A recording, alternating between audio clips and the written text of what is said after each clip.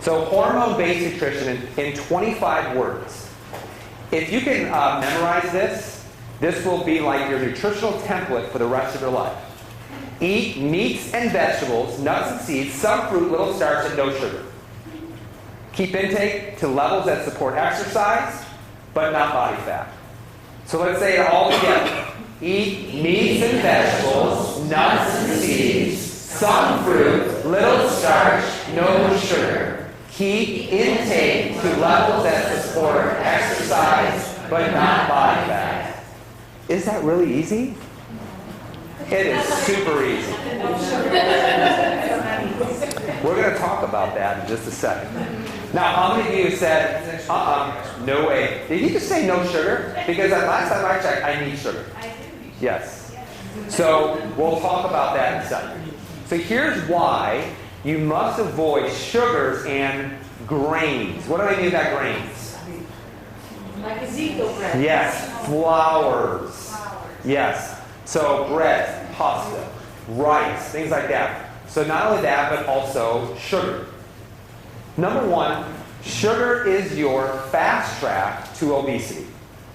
Do you guys know how much the average American consumes in sugar every year? Just give me a pound. Just a poundage. What do you think the average American consumes in sugar? 35 pounds. 35 pounds. I wish. Give me another number. 110. 100. What's that? 110. I wish. Oh, no. 156 pounds. You guys are consuming a small human every single year in sugar. Now, 100 years ago, the average amount of sugar that the average American consumed was just 10 pounds. Heart disease, diabetes, and cancer were almost non-existent back then. But we're living longer, aren't we? Not really. Actually, they say that 100, 150, 200, even 250 years ago, if you made it past 1 year of age, you would actually have lived just as long as you did now.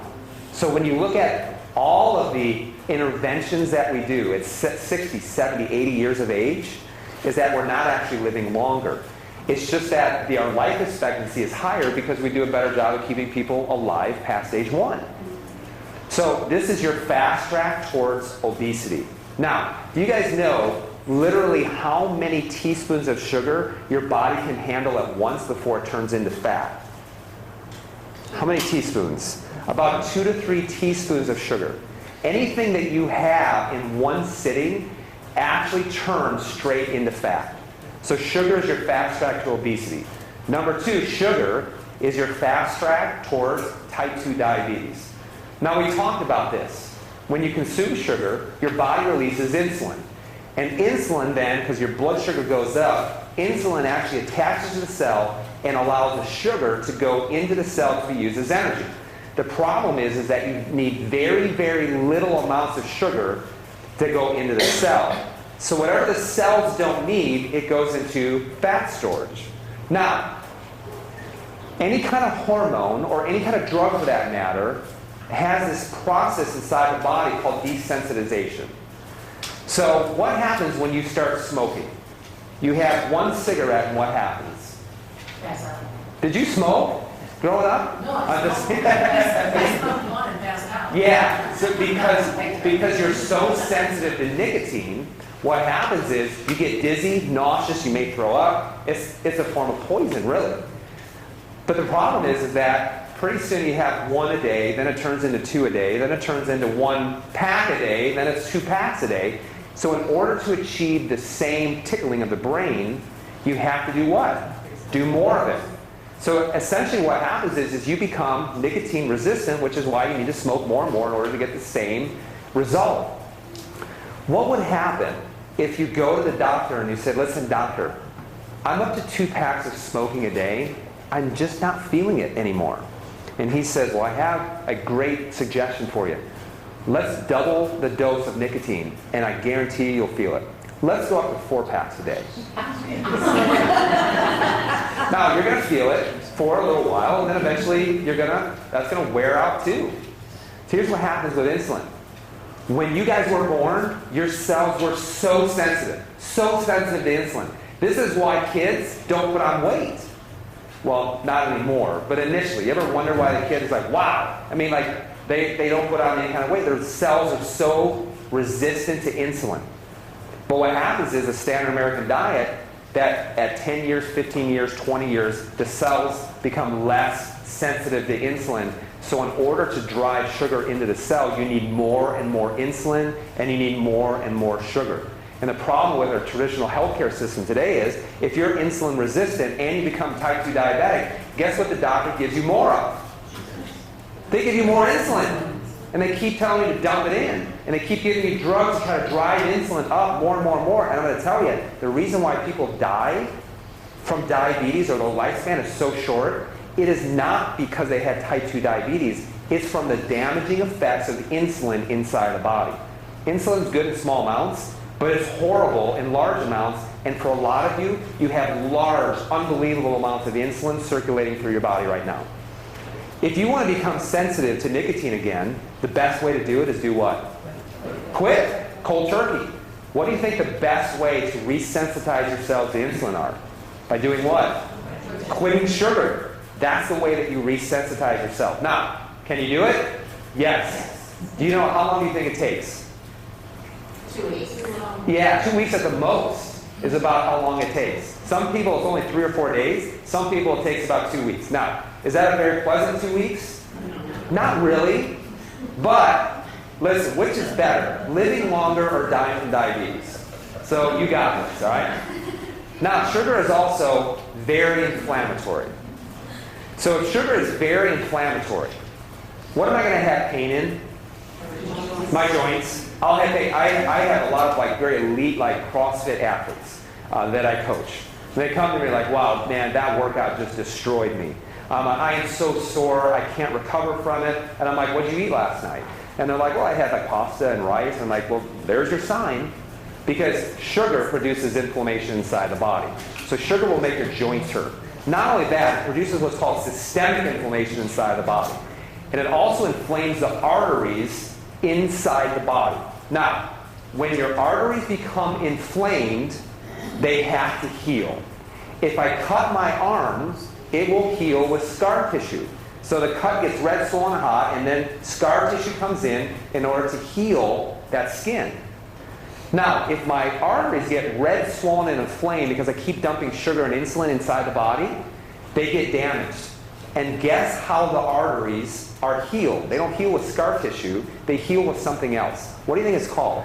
Cholesterol. So cholesterol is how the arteries heal. Now, is that a good thing? That's a great thing, because otherwise you would bleed out and you would die. So the body says we need to lay down some cholesterol in order to heal, patch, repair it. So now you go to the doctor and your doctor says, oh, wait a second. Your cholesterol's going up. Yeah, well, cholesterol's the bad guy, so we need to give you a statin drug and lower your cholesterol. But essentially, what are you doing? You're inhibiting what? The healing taking place inside of those arteries. Now, cholesterol is not the bad guy, and cholesterol is not the cause of heart disease. It's inflammation. So don't punish what the body's doing trying to heal you. You have to do what? Get off of sugars, which will lower inflammation, which will then automatically reduce your need for cholesterol medication. Does this make sense? Wow. Now here's what happens too. High amounts of sugar and inflammation will increase your blood pressure. Here's why. I start laying down cholesterol. Which one makes my heart have to beat harder? A nice clear artery or this one? Yeah. So now I do this. If I start to narrow it, my heart says, we got to get oxygen to your tissues and cells. Let's increase the pressure. Is that a good thing? Absolutely, it's a good thing. The problem is, it's not good if you keep doing that for years and years and years, because your arteries will then begin to harden and start to calcify.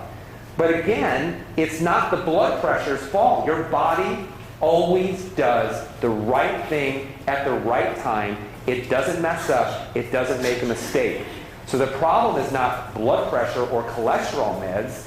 You have to go backwards and say, why is my body starting to do this? Why is it trying to adapt to this? And the reason why is what you're putting into your mouth every single day.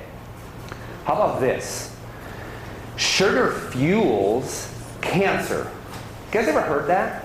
How sugar fuels cancer? Do you guys know that if you looked at a cancer cell has 17 times more receptors for insulin? Whoa, right? What that means is if a cancer cell, a normal cell and a cancer cell, 17 times more receptors for insulin in that cancer cell, that means that the primary fuel in order for a cancer cell to survive is what? Is sugar. That's the primary fuel. Now, does sugar cause cancer? No, because everyone who consumed large amounts of sugar would actually get cancer, but it doesn't happen. But the moment that cancer starts to take root inside the body, when you're having this type of diet, in the standard American diet, what you're doing is you're fueling the cancer and you'll drive it out of control. Here's how we know this. If you look at a PET scan, so a doctor needs to do a PET scan in order to find where the cancer is coming from. What do they give you? Radioactive glucose. And then they sit back and they watch and they say, well, look at it, because the cancer cells will actually take in the glucose first because they have a higher metabolism for sugar. And here's the last one. Sugar is addictive. Maybe without me saying that, you probably knew that. So how many of you are like, yeah, sugar is very addictive?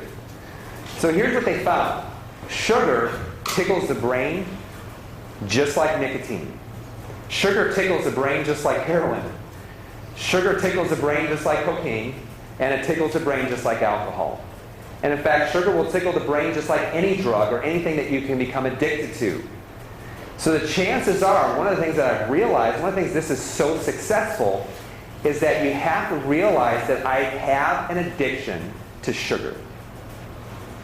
I find it amazing that people say, you know, I don't ever drink alcohol, and I don't smoke, so I'm a pretty good person. But, you know, it's tomorrow at my church potluck, we're going to have, 18 dozen cookies and a bunch of cake, and we're going to have tons of rice and pasta, and we're all going to become insulin drunk at party. It's amazing. I remember I did a church potluck, I did a talk on nutrition, and we had no sugar. That was the rule, you can't have any sugar. I've never seen more people more angry and upset. But here's the thing. If it makes you angry, not being able to have sugar, guess what? You're addicted to it. And in fact, if you've ever seen an addict, someone who's like an alcoholic, the hardest thing to convince them is what? That they're addicted, saying, you have a problem with alcohol. No, I don't. I have this under control. I can stop whenever I want to. I'm like, great, go ahead and stop right now. Well, I'm just not ready to. And it's not a problem and whatnot.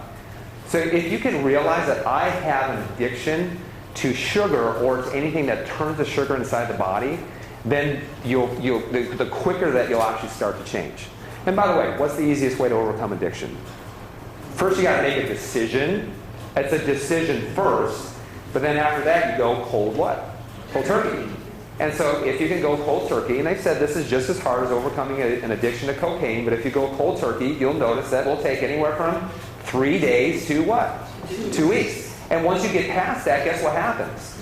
You're not craving. So you have to realize, you're not going to crave this for the rest of your life. Now, if you're craving a cigarette, what do you want? You want a cigarette. If you're craving sugar, your body sends a signal, and it doesn't say, I crave sugar. Go and get. What signal does it give you? Hunger. So you have to understand that for most of you, hunger, when you're hungry, it's 100% psychological and it's not physiological. What I mean is this. If I'm out in the desert and if I haven't eaten for 30 days and I'm hungry, it's because I really need nutrients and I really need food, because that's physiological hunger. If I don't eat, I'm going to die. But I mean, come on, guys. If 2 hours from now you're hungry, you have enough fat stores inside of you to be able to keep you alive. You have to understand that feeling of hunger is not real. It's not real. It is completely psychological. So 3 days into it, and you're like, oh, I'm so hungry right now. I'm gonna email Dr. Nate really angry stuff, because he's all at fault for this. You just have to say, wait. This is not real. This is psychological. I just need to be able to push through it. Okay? Let's talk about the sources of sugar that you can, because this is not a no-sugar diet. You need carbohydrates. You do. By sugar, I mean carbohydrates. It's just you need to be getting the right types of them. Now, you guys don't need to write all of these down because we actually, I'm going to be sending out an email, and I also, on our resource page, we have this whole entire talk on there. So I want you just to write down, if you need to, just big idea kind of stuff. Now, when you talk about carbohydrates, your carbohydrates should be about 25% of your total calories per day. About 20%. If I look at most people's nutrition, it's about 70 to 75% is all in the form of sugar. So you do need sugar, just not as much. 25%. Now, here's a revelation. The best forms of sugar are what? Veggies, preferably in what state? Raw, lightly steamed, or you can saute them in coconut oil, okay? But the best is going to be raw, always raw, because the nutrients are actually in there. So, any kind of veggies, we're going to give that a thumbs up. Now, when we talk about fruit, we're going to talk about fruit, and we talk about little fruit, not 12 to 15 servings of fruit. Because when you look at fruit, fruit is sugar. What kind of sugar is it? Fructose. Now, fructose is a little bit different than any other form of sugar, because you know that your body cannot metabolize fructose directly into energy. Do you guys know it has to go to the liver, get stored, and then converted into glucose? Have you ever heard of fatty liver disease? Epidemic now. Why do people have fatty livers? Because they're consuming too much fructose, particularly what's known as high fructose corn syrup. So the thing with fruit is going to be high in sugar.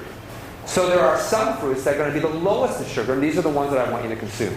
What kind of apples are these? Granny Smith. And what are these? Berries. So berries and Granny Smith apples are going to be the sources of fruit that are going to be the highest in fiber and the lowest in sugar.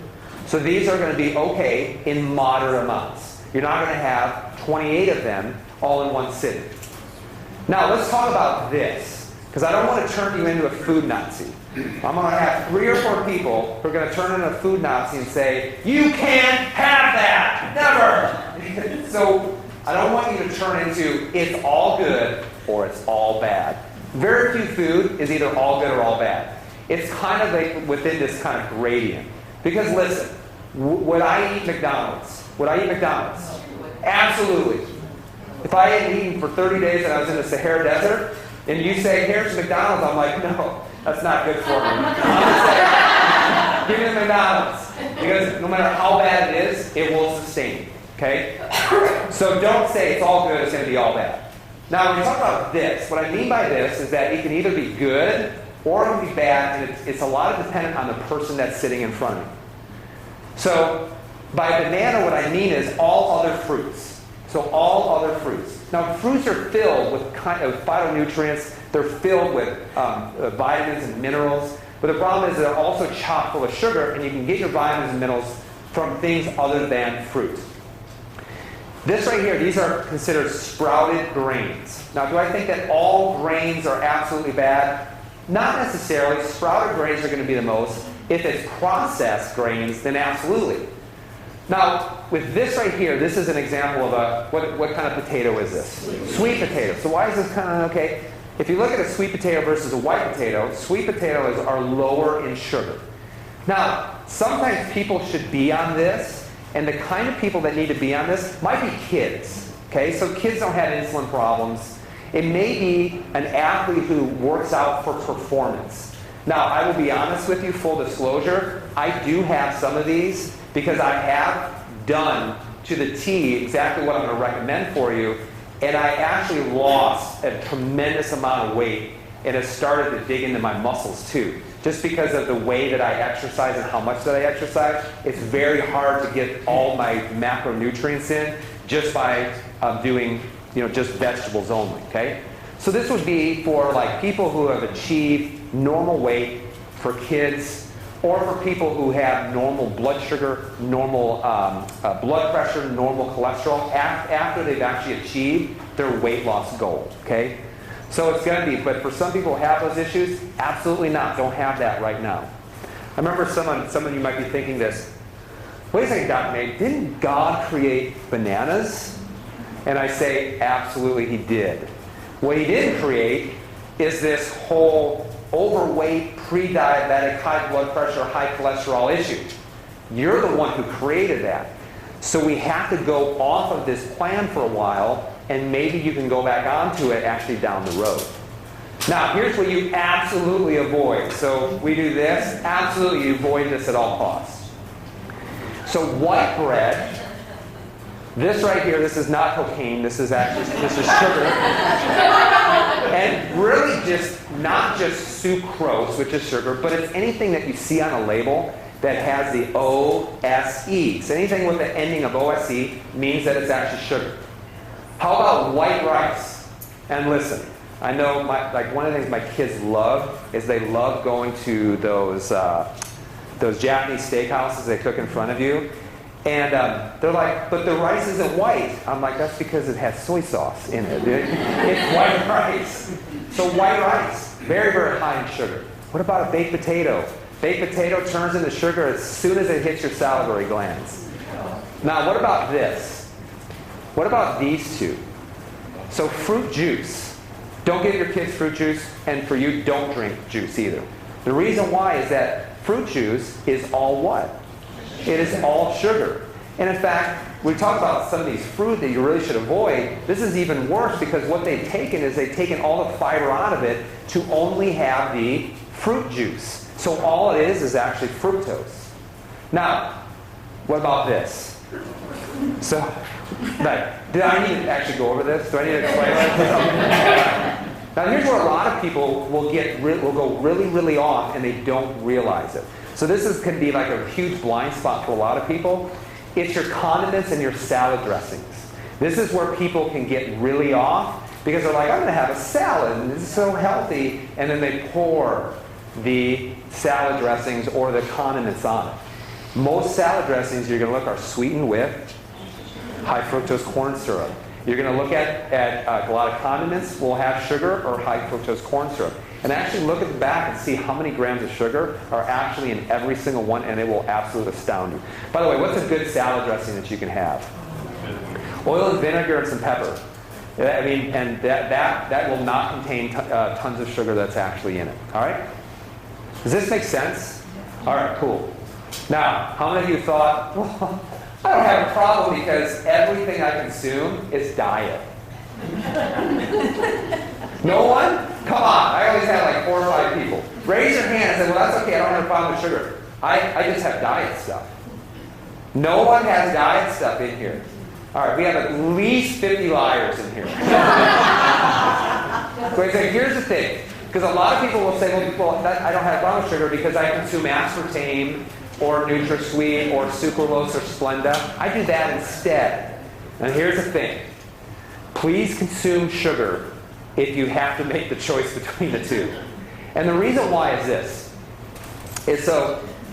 This is 0 calorie, and it will contain 3 different sweeteners. Now you'll notice that aspartame, they're actually getting rid of it. Why would they get rid of aspartame? Why would they take it out of our food supply? Because it contained 51% of all of the health complaints to the FDA. So out of all the different additives, like 70,000, there was one, aspartame, that got 51% of them. What they found, it was causing neurological issues, it was causing fibromyalgia, it was causing problems with tip-of-the-tongue speech, it was absolutely damaging the nervous system, it actually was destroying the gut flora, the microbiome in the gastrointestinal system, leading to an increase in colon cancer. It was causing leukemia, they found, in higher amounts it was causing leukemia. And the thing is that this is a completely man-made chemical. If it's a man-made chemical, please don't consume it. Because it doesn't belong inside the body. So now you see that they're getting rid of aspartame. So you're going to see less and less with aspartame. They're just robbing Peter to pay Paul. They're just putting something else in. So the newer one is going to be what's known as Splenda, also known as sucralose. This is an artificial sweetener. So they're like, well, this is great. We'll sweeten it with Splenda. It's made from sugar. It's not made from sugar. It started off as sugar and went through an 18,000-step process in which they had to actually add chlorine to it. Guys, you don't want chlorine inside your body. To then become a semblance of sugar. It's like a sugar-like product. One of the things they found with Splenda is that, number one, when you consume Splenda, 15% of it is not excreted by the body. And it actually gets stored in the liver and in the kidneys and in the gastrointestinal system. The other thing that they found is that Splenda destroys the gut microbiome. So if you want problems with leaky gut syndrome, that actually causes things like adrenal fatigue, hormone issues like thyroid issues, problems with the brain like depression, then get leaky gut syndrome. And Splenda absolutely contributes to it. Now they're actually saying, Splenda, probably not so good. We got a new one. And in fact, we haven't used this one in 25 years. Everyone's forgotten about it. Let's reintroduce it. Guess what that one's called? Saccharin. No, it's called ACE-K. So ACE-K was right around the kind of saccharin, called acesulfame potassium, also known as ACE-K. So now they're putting that in a lot of things now, and they're calling it natural. So all of these are absolutely artificial. So completely avoid that. Please, for your health's sake, for your future, avoid it. This is also in a lot of foods too. Anything that says, low fat, usually, or diet products will have this. Now, what about this? So this right here, you guys ever heard of what's called Zevia? Because I know that a lot of people who come in, they love cola, addicted to pop, things like that. So Zevia is one of those things like this, okay? The reason why I say this is because the best thing is always going to be is water, like H2O, like water. You guys know water. So but if you're like, man, I gotta have cola or something, then switch to Zevia. And here's the reason why. So Zevia will not have any artificial coloring, won't have any artificial flavoring. It's sweetened with stevia, and it's also sweetened with xylitol, okay? So those things are okay. They're not damaging to the body, but they're not enhancing the body. They're not like a vitamin or any kind of mineral. So if you absolutely must have some kind of cola, then switch to Zevia, okay? Now I will say that sometimes xylitol, people don't handle it very well. It's like a sugar alcohol, so some people might get a little bit of GI upset. And some people may get a little bit of a headache, and a lot of it's be depending on if you can tolerate it or not, okay? So I'm not talking about a 6-pack every single day. I'm talking about maybe 1 or 2. Now I know that my son, who's 9 years old, he's not a cool kid unless he pounds down a Mountain Dew with his friends. So instead, they're like, Talon, you get to be the special one, and you get to pound down Mountain Zevia. Now you guys can get this at Jewel. Jewel will have it. And when we have a break in a couple minutes, you guys can sample it, okay? So especially those who are like, what am I going to do about my cola? Now, obviously the best is always going to be water, okay? It's always going to be water. Now, what about fat? Is fat good for you or bad for you? It's good for you. Most people now are catching on. 10 years ago, people would come after me with pitchforks saying, no, fat is terrible for you. 25 years ago, we said you need to be on a low-fat, high-carbohydrate diet, and now obesity has now gotten up to 40% of the United States. If you can imagine that. Fat is good for you as long as it's the right type of fat. If you look at the role of fat inside of your diet or inside of your body, fat makes up your hormones. So in order for you to produce thyroxine, in order for you to produce adrenal gland hormone, in order for you to produce testosterone, human growth hormone, insulin, anything, you absolutely need fat because every hormone, the foundation of it is actually fat. So the question is that what kind of fat then should you be getting? So fat is really, really important. Anytime that you see 0% fat, you will automatically assume this as true. 0% fat means high amount of sugar, 100% of the time, and a high amount of chemicals. The reason why, if you take fat out of something, it will have absolutely almost no taste. Fat actually provides a lot of the taste for things. So because there's going to be no taste, let's add a lot of artificial stuff in it. So, in fact, you've probably seen this on Facebook when they say, anything that says 0% fat, think chemical blank storm, all right? You guys have seen that? Yeah, and it's absolutely true. So, what about fat? This is where the beauty of your nutrition actually comes in. Because 50% of your total calories should actually come from fat. 50%, which is way more than I guarantee what you're getting right now, or you may be getting that, but it's not the right types of fat. So what's important is to get enough fat, number one, but number two, the right types of fat. And the right types of fat are just as important as how much fat you're getting. The reason why is when I get bad kinds of fats, bad fats also produce inflammation just like one other food. What is it? Sugar. So sugar and bad fats will produce inflammation. So here's the best sources of fats. So grass-fed beef, free-range chicken, and wild-caught fish. These will be the absolute best types of fats to be consuming. Now listen, these are going to be twice as much as conventional raised poultry, farm-raised fish, conventionally raised cattle. It's going to be, it's going to be double the price. But I'm going to tell you something, it's worth it. The reason why it's worth it is this. You guys know what the leading cause of bankruptcy in the United States is today? Medical bills. Did you know that? Medical bills are the leading cause of bankruptcy. What was that? Feeding cattle. Feeding cattle? Yeah, because what does cattle get? Cattle feed are fed what? Conventional are fed what? Grains. Why do they give them grains? To fat them up. Light bulb, right? So they give them grains to fatten them up. And if you want to fatten yourself up, then eat a lot of grains. So anything that's grass-fed, free-range, and here's the reason why, is because when they're consuming grains, then it changes the fat from good to bad. Okay? Now, what about coconut oil? Coconut oil is good or bad? You know, what kind of fat is coconut oil? It's a saturated fat. It's also known as a medium-chain triglyceride. Is saturated fat good for you or bad for you? It's really good for you. And all of the studies that said saturated fat is bad, guess what kind of saturated fat they were actually looking at? They were conventionally raised. So coconut oil, especially virgin coconut oil, are things that you can actually cook with. You can fry with it. You can cook with it. In fact, this is all that we cook with is basically coconut oil. How many of you have actually ever taken coconut oil and just gone down the hatch with it? Anyone ever done that? Yes, I'm going to tell you to do that at the end. All right? You're going to have to get used to it. 1 tablespoon of coconut oil contains 14 grams of medium-chain triglycerides that the body actually prefers to use as energy instead of sugar. 1 tablespoon? 1 tablespoon. Now, it also is very anti-inflammatory. So when we have people who have a lot of brain issues or depression, we start having them take 2 to 3 to 4 tablespoons of this every single day because it's unbelievable for the brain. For the brain. And it's also anti-inflammatory. Now, with this, too, do you guys know, if you want to prevent cavities and whiten your teeth, have you ever done oil pulling? So take that scoop of coconut oil, just let it dissolve in your mouth, and do that for 20 minutes. Do you guys know this? You can do that. So there's like 99 different uses for coconut oil. Okay, so this is something that we have like a whole tub of in our house. Costco, yeah, health food store.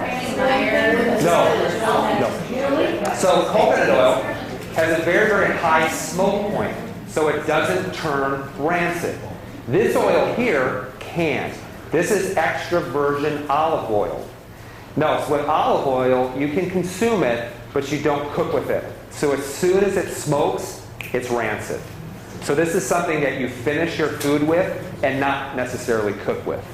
Now, what about like things like almond butter?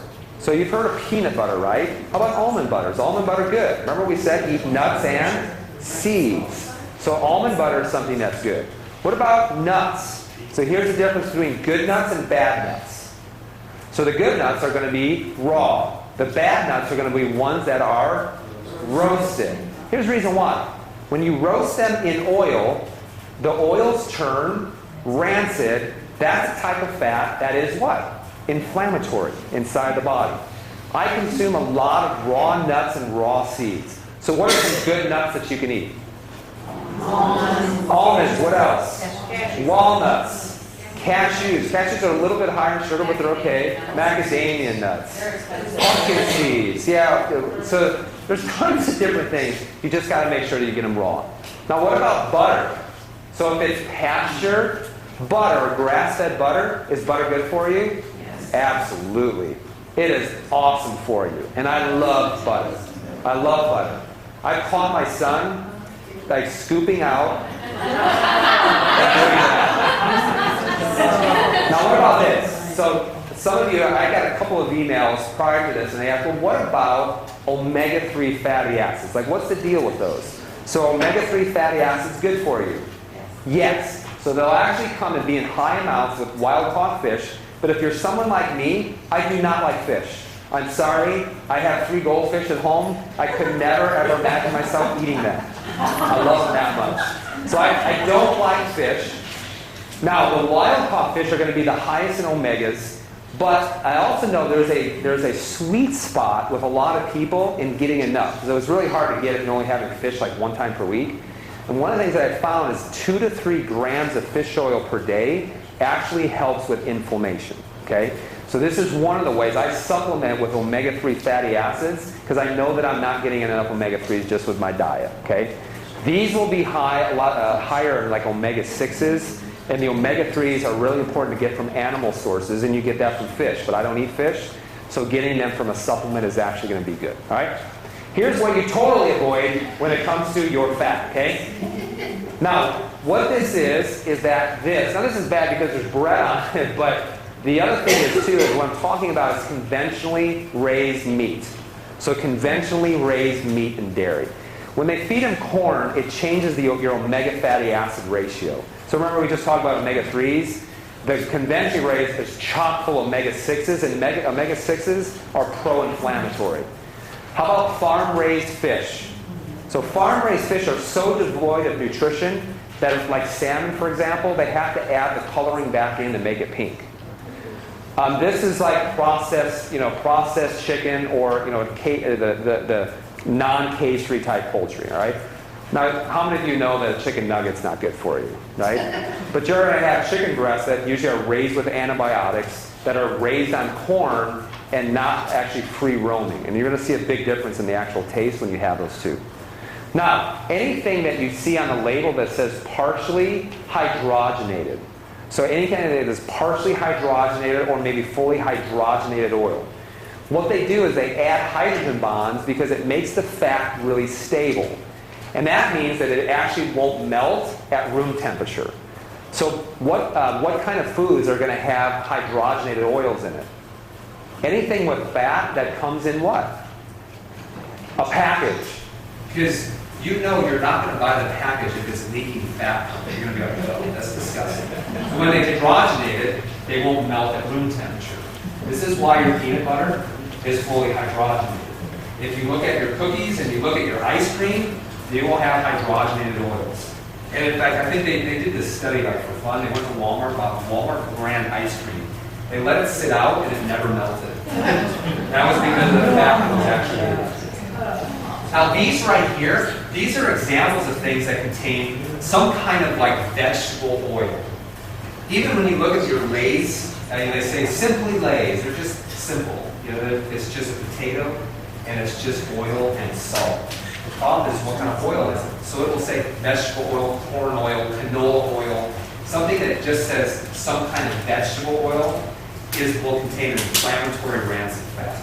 By the way, canola, how many of you have ever seen a canola plant? Anyone? Yes. You've seen a canola plant? Yes. Well, technically there's not a canola plant. There's no such thing as canola, but where it comes from is it comes from a rapeseed. Okay? So canola is actually an acronym, and it stands for Canadian oil low acid. So much of the canola is actually genetically modified. Okay? So canola oil, is it good or bad for you? It's not very good, right? Now what about protein? So here's the thing with protein. If you are getting good sources of fat, because most fat and most protein are what? Are going to come together. So if you have a good source of fat, you'll automatically have a good source of protein. So that's why we don't have to go into protein all that much. However, there's a couple of changes. When you look at this, if you're buying pre-packaged like deli ham or deli turkey, chances are this is a processed protein. There's a lot better sources for you out there. Okay? Now a lot of them will contain nitrates, nitrites, will contain monosodium glutamate, also known as MSG, which is an excitatory neuron that you absolutely must avoid. So a lot of these are actually seasoned. And plus on top of that, what kind of sources are they coming from? They're not coming from I've never seen grass-fed packaged roast beef. This is an FYI. Now, what about this? What about whey? So people ask me, how many use whey protein? Yeah, whey protein, absolutely phenomenal. Whey actually comes from milk. So the same with whey is the same with your meat sources. So if it's coming from milk, then the cow must be what?